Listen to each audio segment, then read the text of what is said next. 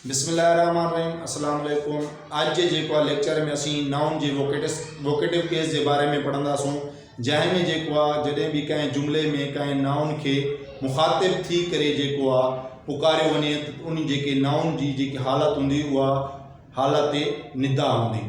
अड़े तरीक़े से इनके अंग्रेजी में वोकेटिव केस और सिंधी में हालत निदा चइबो है। जॾहिं भी कंहिं जुमले में कंहिं इस्म के मुखातिब करे पुकारियो वञे या खिताब कयो वञे तो उन इस्म जी हालत होंगी वह हालत निदा होंगी। अचो तो पंहिंजे लेक्चर की शुरुआत करूँ। जी असां vocative case when a noun is used to name a person is said to be in the vocative case। जॾहिं भी को नाउन जुमले में जो नाउन आए तो उनके खिताब करे असां सॾूं था उनके पुकारियूं था तो उन नाउन की जी हालत होंगी वह हालत निदा होंगी, जैसे अंग्रेजी में असां वोकेटिव केस चवंदा आहियूं।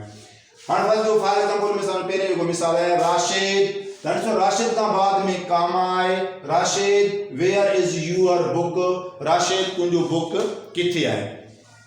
तो हाँ चवण जो मकसद यो है इन जुमले में जो है असां राशिद के खिताब कयो वियो है इन जे करे राशिद जुमले में नाउन है हिते इन जो माना जैसे छोटे खणी यो असां सब्जेक्ट है, लेकिन इन जी हिते हालत है वह हालत जी हालत निदा जैसे असां चवंदा आहियूं वोकेटिव केस। उनका बाद में असांजो ॿियो जुमला जंहिंमें हारून सिट डाउन। हाँ इतने इन जुमले में हारून के खिताब करे चयो वियो आहे बाबा हारून वो वे इन जे करे हारून असांजो नाउन आहे ऐं जुमले में असांजो समझो त सब्जेक्ट आहे। इन जे करे असांखे चवंदा त इहो असांजो वोकेटिव केस आहे। इनके मुखातिब करे खिताब करे इनके चयो आहे। इन जे करे इन जी हालत आहे वो हालत निदा है।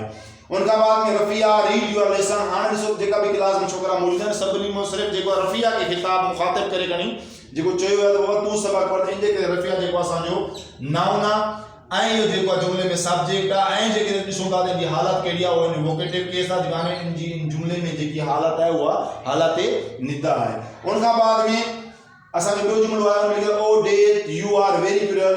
तो मौत के खिताब करे चयो तू ॾाढी ज़ालिम आहे। तो माना हिते है डेथ जी असांजो नाउन आहे ऐं जुमले में जो सब्जेक्ट है इन जी हालत है वह वोकेटिव केस वाली है। इन जे करे बाबा इन नाउन जी हालत है वह हालत निदा है।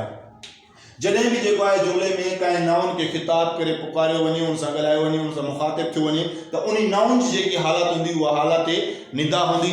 आज जो लेक्चर जो तव्हांखे पसंद आयो हुजे तो उनके लाइक कयो शेयर कयो ऐं असांजे यूट्यूब चैनल AWK अकेडमी के सब्सक्राइब कयो। महिरबानी।